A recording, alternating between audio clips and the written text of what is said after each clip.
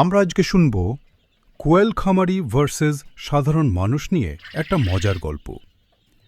সাধারণ মানুষের সকাল শুরু হয় অ্যালার্মে, আর কোয়েল খামারির সকাল শুরু হয় 1000টা কোয়েল পাখির কনসার্ট দিয়ে। সাধারণ মানুষ সকালে চা খায়, আর খামারি আগে পাখির খাবার দেয়, তারপর নিজের কথা ভাবে। বন্ধুরা বলে, চলো ঘুরতে যাই। খামারি বলে, আগে কোয়েল পাখির ডিউটি শেষ করি। সাধারণ মানুষ অফিসে বসের কথা শোনে, আর কোয়েল খামারি শুনে 1000 পাখির আওয়াজ। কখনো মনে হয়, আমি খামারি না, আমি 1000 কোয়েল পাখির ফুল টাইম কর্মচারী।